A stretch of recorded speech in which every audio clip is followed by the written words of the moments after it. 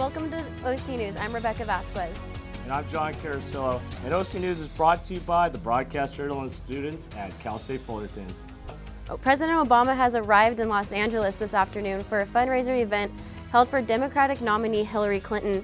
Tomorrow we will head to Beverly Hills for a roundtable discussion to benefit the Democratic Senatorial Campaign Committee. Areas that should be avoided tomorrow are the areas around Sunset Boulevard between Woodburn and North Palm Drives from 10 to 12:45 p.m., the 405 and 10 freeways from 11:30 a.m. to 1 p.m., and in the Beverly Hills, the east and westbound lanes of Sunset Boulevard between North Whittier and North Bedford Drives will be closed between 10:45 a.m. and 12:45 p.m. A map of the roads that will be closed tomorrow due to President Obama's visit in Los Angeles is provided on the Los Angeles Times website. While Obama is counting down his days in the office, today is the last day to register to vote. We will have Dottie with live details. For those of you who have not yet registered to vote and have missed out on the voting fair on campus earlier today, you're in luck. You have until midnight tonight to turn in your voter registration applications. Any applications turned in after midnight tonight will not count towards this year's presidential election, but will count for the next election. So if you haven't registered yet, go to registertovote.ca.gov, turn it in by midnight, and you'll be fine. Okay, back to you guys in the studio. What have the presidential nominees done since the last debate? Who are they appealing to in these last final weeks? Jillian Salas has more on the presidential election. Jillian? Thanks, Becky. Before we talk about the election, as a reminder, today is the last day to register to vote in California. Residents have up until midnight to register online or to do so by mail, as long as it's postmarked by today. Voter registration forms can be picked up at any government office. Remember, Californians, your vote counts. Moving on, Hillary Clinton's numbers have been up after the third and final presidential debate last week. The ABC News tracking poll has revealed that Clinton now leads over Donald Trump by 12 points. The double-digit lead is a 50% to 38% difference among likely voters, where the majority also believes Clinton defeated Trump in the last debate. Libertarian Gary Johnson holds 5% of votes, while Jill Stein of the Green Party holds 2%. In this two-week race to the finish, both Clinton and Trump ran forceful campaigns over the weekend. Clinton looks ahead towards the president in North Carolina, saying, quote, I want to be president for every American, end quote. She takes on Trump, claiming he is a threat to democracy as he refuses to respect the results of the election. Meanwhile, in Florida, Trump denounces the system and continues to say it's rigged. He has further vowed to sue the women accusing him of inappropriate behavior if elected. And he has also said he wants to make it easier to sue the media. Despite acknowledgement of Trump's falling numbers from his campaign manager, the Republican nominee says he is ahead. Clinton's campaign is now reaching towards young voters and non-whites, while Trump supporters grow in the whites without degrees group, according to CNN. Since the last debate, the nasty woman insult has turned into a rallying cry for fans of the Democratic nominee. Senator Elizabeth Warren has this to say at a campaign with Clinton in New Hampshire. Get this, Donald. Nasty women are tough. Nasty women are smart. And nasty women vote. Only 14 days stand in between the American citizens and the next president of the United States. Be sure to tune in next week as we continue to follow this campaign trail. Back to you two. Students at Cal State Fullerton also tuned into the debate at the Titan Student Union Underground. James Wallace was on the scene to see which way students are leaning as Election Day approaches. We're here at the TSU Underground Pub where the third presidential debate viewing party will be taking place tonight. We talked to a couple of students to see if this debate will change their mind for the upcoming election of who they're going to vote for. Take a look. Probably not. I mean, never say never. I guess like an alien could split out of Donald Trump's head and, spit fire at the audience, but barring that, probably not. I will be voting for Trump. I will admit that he wasn't my first choice. I was a big supporter of John Kasich. I think that he had a lot of experience and the right ideas, but as far as Trump goes, I think he's seen around the corner on a lot of things. I think that there's a lot that the media doesn't like to give credit for. He's rough around the edges, so it's easy to focus on those things, but at the end of the day, there's a lot of Republicans in office already in Congress, in the House and the Senate, that are going to make sure that nothing unreasonable gets through, and they recognize the right ideas, and those are what's going to be pushing America forward. I'm independent, so I'm really not entirely sure who I'm going to be voting for yet. I think for Donald Trump, there would definitely have to be a little bit more of a display of professionalism in particular. And with Hillary Clinton, I think that she's been doing a good job, but I think she should just kind of keep coming back against Donald Trump and talking about the real issues that we need to be talking about. So that concludes the 2016 presidential debates. Will Donald Trump become the next president, or will Hillary Clinton become the next president? Hillary Clinton continues to have a good lead in most of the Real Clear Politics polls, so we'll see if that holds up all the way to November 8th. From the TSU Underground Pub, I'm James Wallace reporting for OC News. The protest over the North Dakota pipeline continues to get heated. 83 protesters were arrested over the weekend. 83 people were arrested last Saturday during a protest of the Dakota Access Pipeline. According to the Star Tribune, the Morton County Sheriff's Office said there are around 300 protesters that trespassed onto the private property. Pepper spray was used on protesters who attempted to breach a line created between the demonstrators and construction equipment. Conflict between the officers and protesters lasted over 5 hours. There are now more than 160 people that have been arrested in North Dakota since the start of the protests back in August. Another year of being in a drought has put national forests and hiking trails in danger. Christina Massari talked to guests of the San Bernardino National Forest to see what they had to say. As California finishes its 5th consecutive year in a major drought and high fire danger, nature lovers, like Frederick Vincent, are thankful they even have beautiful areas left to explore. Coming up here to four-wheel and ride our dirt bikes and bring the family and friends. And it's nice that there's still the opportunity to come up here and see the forest and get back to nature. Miller Canyon is a part of the San Bernardino National Forest and is home to explorers of all kinds. The system of trails stretches for hundreds of miles and has areas for all levels of expertise. The trails are open to all lovers of recreational activities, from hiking, mountain biking, dirt bike riding, and off-roading. Southern California's wildfire season has become a year-round event, which worries visitors and the San Bernardino Ranger Unit. According to the California Department of Forestry and Fire Protection, there have already been over 5,000 wildfires from the start of 2016. As shown here, bright red fire retardant is used to help contain the burned areas.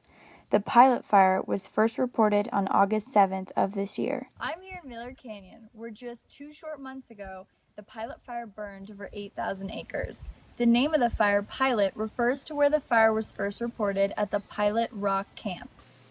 According to the San Bernardino National Forest Service, over $16 million was spent containing the pilot fire. Thankfully, after 9 days, the fire was fully contained. The trails were reopened for use 2 weeks ago, but the Forest Service wants visitors to be on high alert as temperatures begin to creep up even through the end of October. And it was a great day. It was sad to see some of the burned out forest, which there was quite a bit. For now, Cal State Fullerton students and all California residents can enjoy these beautiful areas while doing their part to prevent forest fires. I'm Christina Massari, reporting for OC News. Coming up, fall is here, rain today, and more rain later in the week. We'll have a complete weather forecast. Also, we have a celebrity making her way to a college campus to get students to vote. We'll be right back after these messages.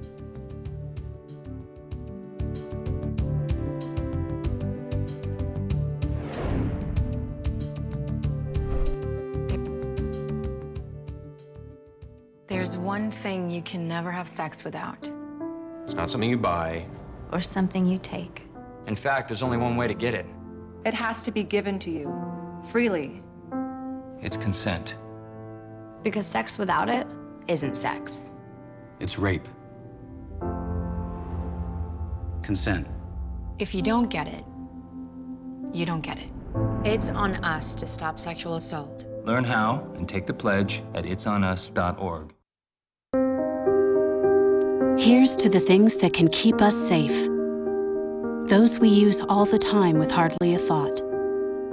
Those that are silently standing by to save our lives. And now, those that we carry with us everywhere we go.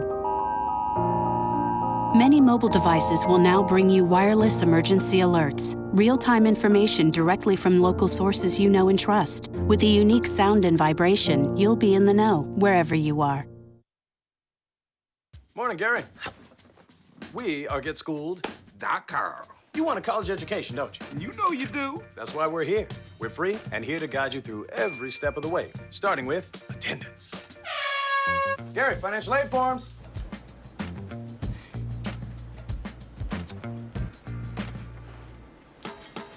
Picking a college, man. You and us. We go together like tacos and Tuesday. And I love tacos. Go to GetSchooled.com. 11 of the 13 victims killed in the bus crash in Palm Springs have been identified. OC News reporter Eric Resendiz has a live in studio with the new developments. Thank you, Rebecca. That's right. Such a tragic accident. 11 of the 13 victims have been identified. As of now, the cause of the accident is still undetermined. CHP is investigating along with the National Transportation Safety Board. 13 fatalities resulted from a violent wreck crash on Interstate 10. A U.S. holiday tour bus rammed into the end of a big rig near Palm Springs early Sunday morning.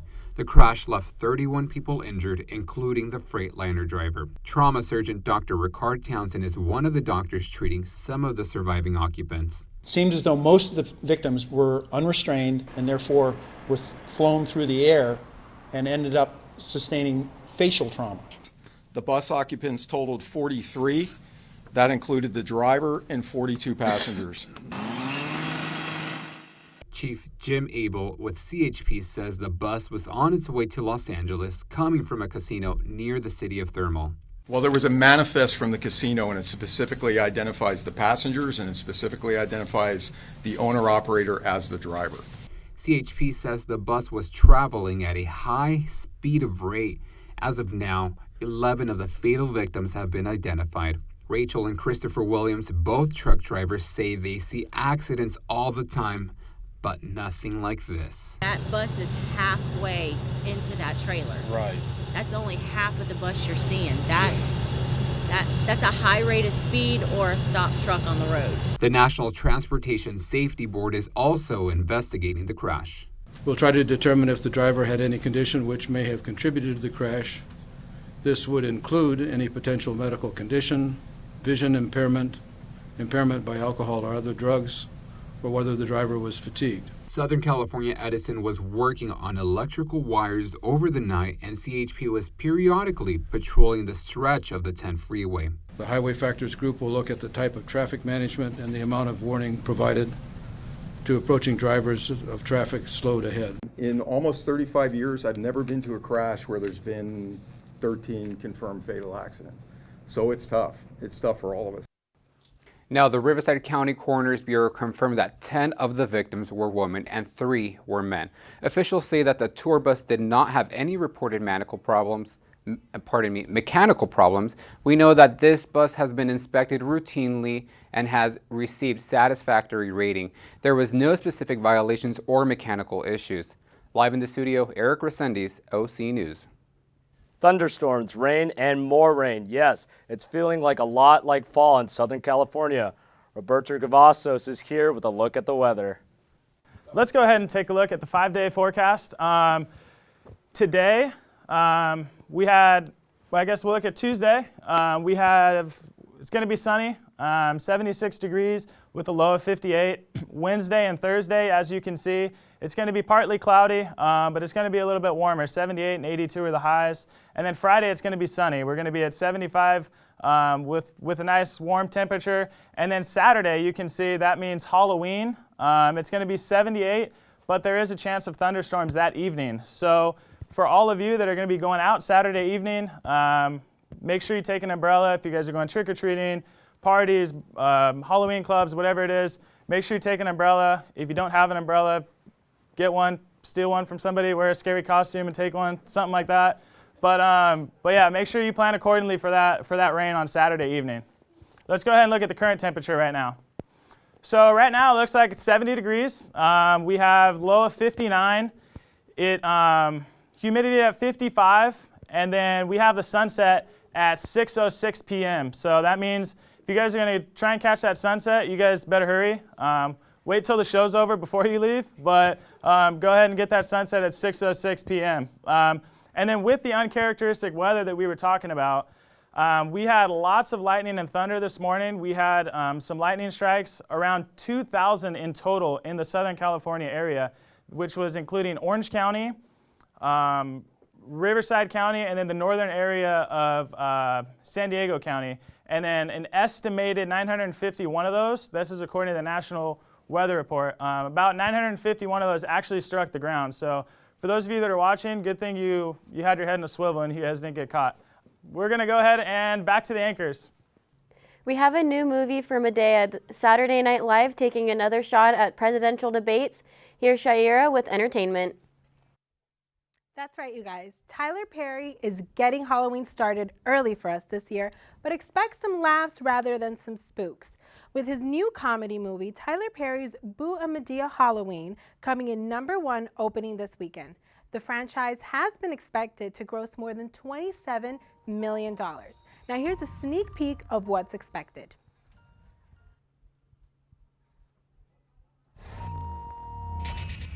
Don't come over here with that damn foolishness. Let something jump up out of this damn box. You got knocked the hell out. Hey. Oh, son, no, I can't come over there. It's Halloween night. You know I like to go nowhere on Halloween. I'll pay you. I'm on my way. I'll be there now. These children today, you got to drop the hammer on them. Manny, what is it? You see something scary? Somebody pray for me.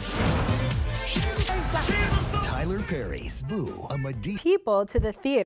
Miley is trying to take the college students to the voting polls. The young pop star made sure that her influence over young millennials was more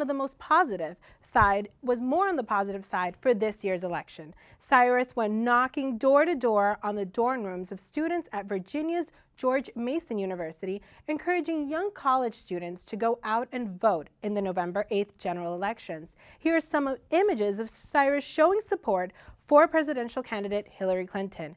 Now, on the more humorous side of politics, Saturday Night Live, let's talk about that. Did it again. The NBC hit comedy show took to laughs this weekend with its popular impersonations of presidential candidates Hillary Clinton and Donald Trump during their final debate for the year's elections. This time, the show welcomed guest star Tom Hanks, who impersonated the Fox moderator Chris Wallace. SNL made sure to mock some of the most controversial comments made by Donald Trump himself, such as bad hombre, quote, referring to undocumented immigrants, and calling Hillary Clinton a, quote, nasty woman, end quote. Donald wasn't the only one who was made fun of when comedian Kate McKinnon impersonated Hillary Clinton, mocking the way the presidential hopeful continues to evade answering questions about her email scandal. Well, that's all that we have for entertainment this evening. Back to you guys. Coming up after the break, we have highlights from the Cubs advancing to the World Series, the defensive Sunday night football game in Arizona. Natalie is here to keep you up to date in the world of sports. We'll be right back.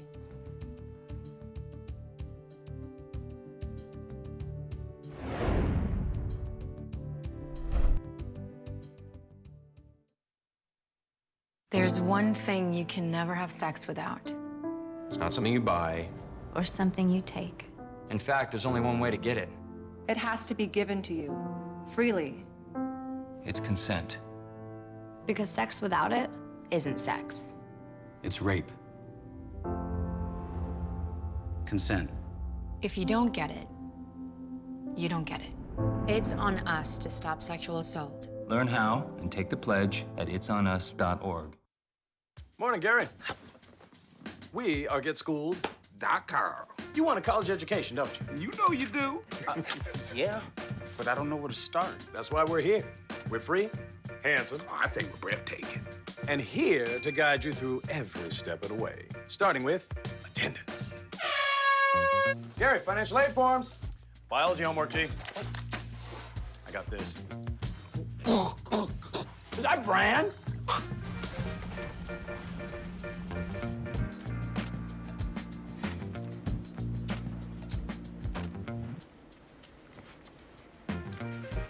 Colleges love extracurricular activities. Chess really isn't my thing. I got this. college, man. You and us. We go together like tacos and Tuesday. And I love tacos. Fire and ice. Those don't really go together. Go to getschool.com for more info.